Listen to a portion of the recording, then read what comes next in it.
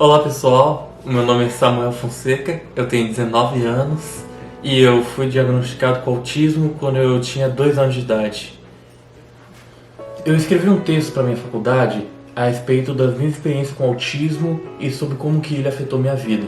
O título desse texto é O Garoto que Não Sabia Falar. O Garoto que Não Sabia Falar.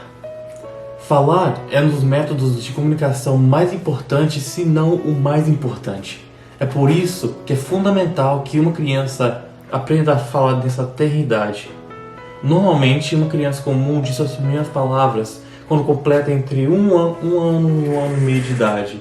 Eu, no entanto, estava cerca de uns 6 anos atrasados. Nasci dia 25 de dezembro de 2001, um verdadeiro milagre de Natal para os meus pais. Eu estava aparentemente saudável e não mostrava nenhum sinal de complicações. No entanto, meu pai, Davidson Fonseca, sabia que algo iria acontecer.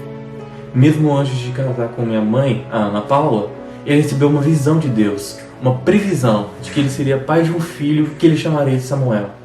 O menino teria um certo problema, mas que ele seria curado e a sua vida serviria como prova de que Deus realiza milagres. Fiel à sua palavra, comecei a mostrar alguns problemas. Era difícil para mim fazer contato visual. E quando eu fiz 1 ano de idade, estava começando a não responder aos meus pais com muita frequência. Assim como meu pai temia, eu fui diagnosticado com autismo aos 2 anos de idade. O transtorno do espectro do autismo, ou apenas autismo para alguns, é uma deficiência genética que prejudica as habilidades sociais e causa hábitos repetitivos, como girar em círculos ou bater repetidamente a cabeça em uma parede. Embora exista tratamento para reduzir os efeitos dessa doença, ele não é completamente curável. É difícil para uma criança que sofre do autismo poder conversar, fazer amigos, ou simplesmente interagir com o ambiente ao seu redor, fazendo com que as pessoas no espectro quase nunca possam viver uma vida normal. Meus pais ficaram arrasados. Logo depois, meu tratamento começou. Eu seria enviado para ter aulas especializadas. Em casa, meu pai sempre tentava quebrar meus hábitos incessantes, principalmente meu pai. Sempre que eu começava a bater minha cabeça na parede, meu pai gritava comigo para não fazer. Se eu fosse alinhar meus carros em linha reta, pela 10ª vez, meu pai desfazia as linhas. Sempre que eu bebia muito suco de maçã, meus pais compravam apenas suco de laranja. E quando não paravam de beber o suco de laranja, eles mudavam para uva. Às vezes, era doloroso para meus pais me verem incapaz de completar as tarefas mais simples. Meu pai pedia ao meu amigo André que pegasse o telefone para ele. Ele ia embora e voltava rapidamente com o telefone na mão. Então meu pai me pedia para fazer o mesmo, mas eu apenas encarava, sem entender, sem compreender o que ele estava pedindo. Telefone, Sam, dizia ele, fazendo um símbolo de telefone. Me dê o telefone. Ele sempre dizia isso para um garoto de 4 anos e não respondia e que ficava em silêncio, procurando outra coisa para fazer. Minha mãe passou muitas noites chorando por mim. E ela sempre perguntava como é que eu iria me comunicar, quando eu falaria, e eu poderia falar um dia? Meu vocabulário seria limitado a apenas um punhado de grunhidos e gritos ininteligíveis, mesmo quando adulto? Meu pai, um homem dedicado a Deus, orava todas as noites para que ele me abençoasse. Implorava que, se quisesse me curar, que o fizesse o mais rápido possível. Um dia, meu pai estava dirigindo para o Burger King, uma loja de fast food. E eu, que tinha 7 anos na época, estava sentado no banco de trás. O carro estava silencioso, assim como todas as minhas viagens com meu pai. E de repente, meu pai ouviu um barulho estranho vindo de mim. Não era um gemido de fome ou um grito desconfortável. Era uma palavra única, a minha primeira, corria pelos meus lábios quase sem esforço. Papai? Meu pai se virou em choque, quase incapaz de acreditar que uma palavra saía da minha boca. Ele gentilmente, mas incrédulo, perguntou: "O que você disse?" Meu pai tá feliz com o que eu fiz, pensei. Eu devia fazer de novo. Pai! E aí meu pai abriu a boca por alegria, em êxtase, por ele não estava enganado. Que eu, o garoto que nunca tinha falado uma palavra na vida, uma palavra na presença dele, tenha acabado de falar 2 palavras. Ele olhou de volta pra estrada, depois olhou pra mim, de que novo, Sam, de que novo, fala. E eu ria de alegria, papai. E continuava repetindo. Meu pai continuou dirigindo, sempre olhando pra mim como se eu fosse me calar se ele parasse de prestar atenção, enquanto eu dizia alegremente papai, repetidamente. Depois de 7 anos, eu finalmente fui curado do autismo. Eu não tenho lembrança de nenhum evento que ocorreu antes que eu pudesse falar. Eu nunca vou ter certeza de como era a vida de uma criança autista, se eu via todos tão claramente como agora vejo, ou se tudo era apenas um borrão mental, uma nebulosidade que nenhum óculos poderia consertar. Eu escolhia ignorar o ambiente ao meu redor, ou eu simplesmente não conseguia percebê-lo. Quando as pessoas tentavam falar comigo, eu os ignorava por vontade própria. Alguns dizem que aqueles que sofrem do autismo vivem em seu próprio mundo, quase completamente desconectados da realidade.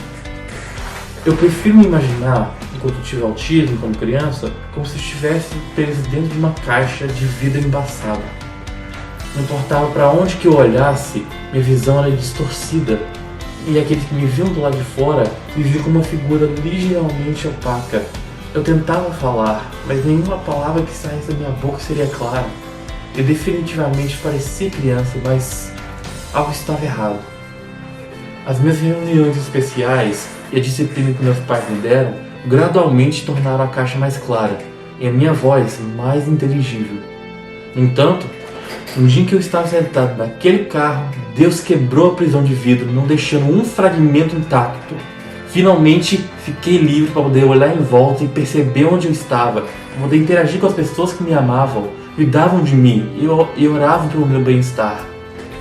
E quanto ao menino que estava preso na caixa de vidro, que não podia falar, eu não apenas falo, mas posso contar o milagre que Deus fez em mim.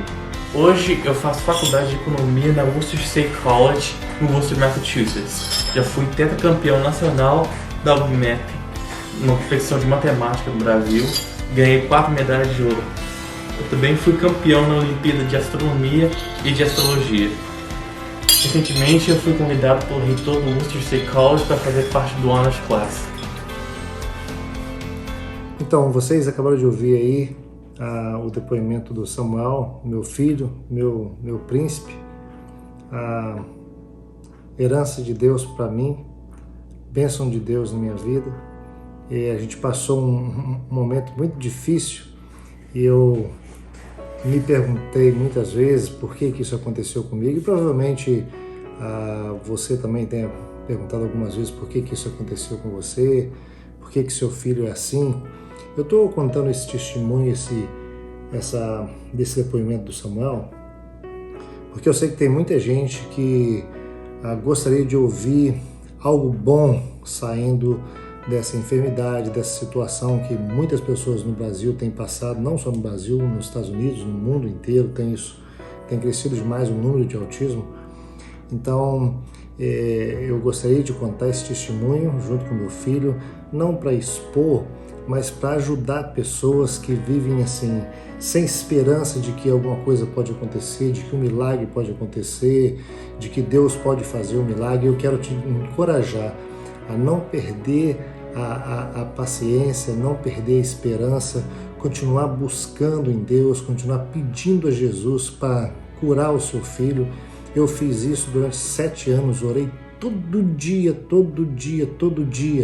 Eu pedi a Deus para abençoar o Samuel. Eu ia lá na cama dele, abraçava ele, dava um beijinho nele e pedia a Deus para curar ele, dar para ele sabedoria, dar para ele inteligência, dar para ele capacidade de desenvolver.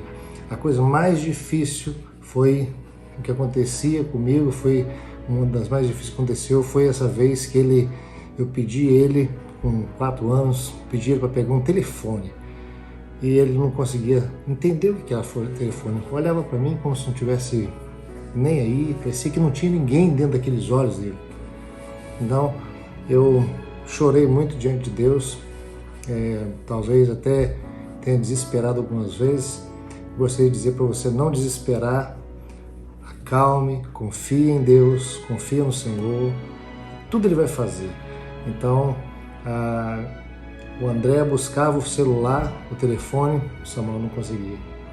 até que então hoje o Samuel, Deus, depois da bênção, aquele dia de milagre, o Samuel do nada começou a falar. Hoje é um menino que interage muito bem com a gente, de bom humor sempre, né, Samuel? Graças a Deus.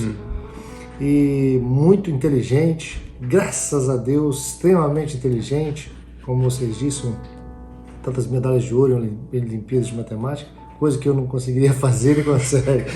Então, na verdade, se tornou uma grande bênção para a gente.